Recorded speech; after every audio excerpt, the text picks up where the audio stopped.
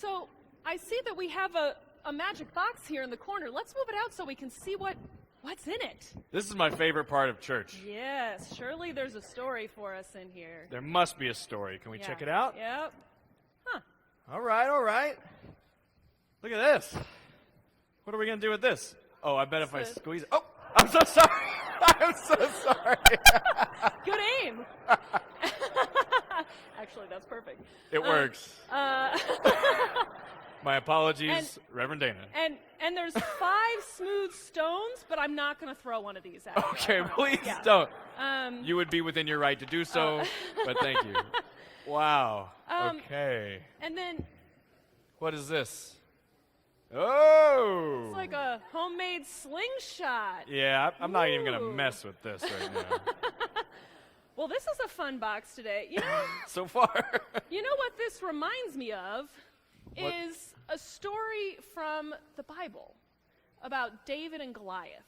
Oh. These things all have to do, I mean, I don't know about the Red Sox guy. Yeah, but, you know, Green Monster is not exactly It the all Bible. kind of relates, yeah. So it's this story. You know David and Goliath? I do know that story. Do you know David and Goliath?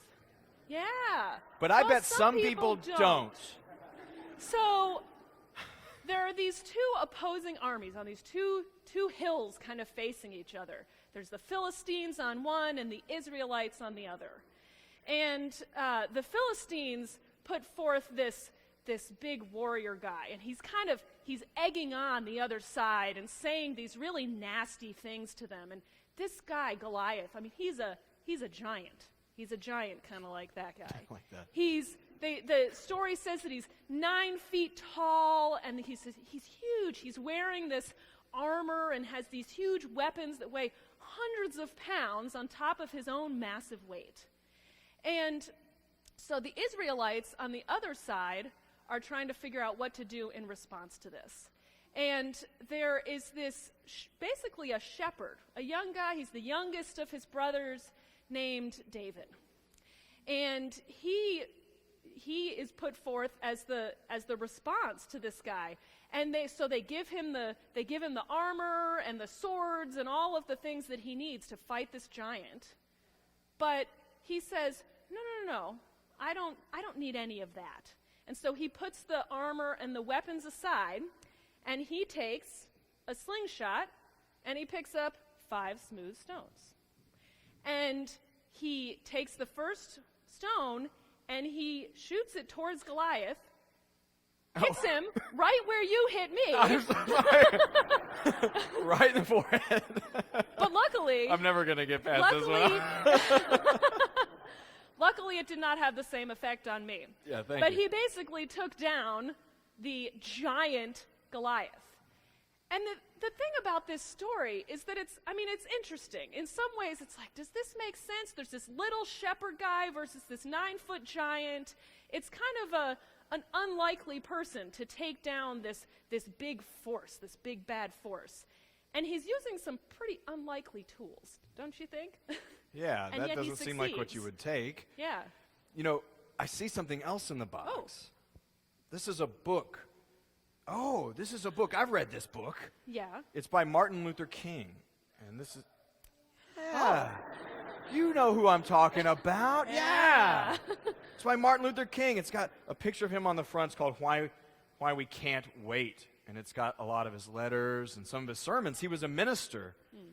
And he was kind of, in some ways, like David in the story. At the time, almost a little over 50 years ago, he was fighting something that felt like a giant, too. It was laws that were unjust and some very violent and serious racism in our country that said that people couldn't marry the person that they wanted to because of the color of their skin, or even use the bathroom, and sometimes a lot more serious. People got hurt or even killed because of the color of their skin. And he was unlikely. He wasn't a warrior or a soldier. He was a minister.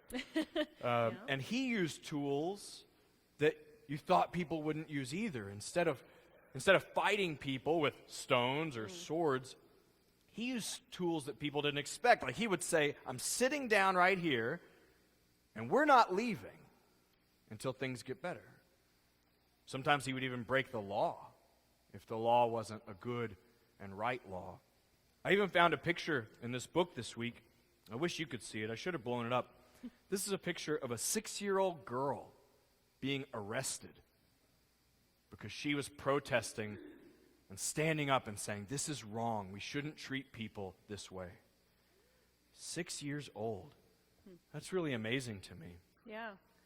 And it took courage, just like David standing up in that story. It took courage for people, but it wasn't just him. People like parents, they went and marched and said, we're going to make this better. Teachers and doctors and ministers and even sanitation workers and plumbers and people who collected trash, they all said, we're not going to let this be this way anymore. And this is a week in our country where we celebrate him, and a day in our church where we celebrate him as well. So the adults are going to talk about Martin Luther King and his vision and what we can do to make the world better, and we hope that in your religious education classes today, that conversation continues with your teachers. What are you afraid of? Have you ever been brave and stood up for what was right, even if it was a little scary? Maybe you'll tell those stories today in your classes. So we will invite our children who are going to Sunday school and their teachers to go forth with our blessing this morning. The song is Go Now in Peace. The words are printed on the back cover of your hymnal.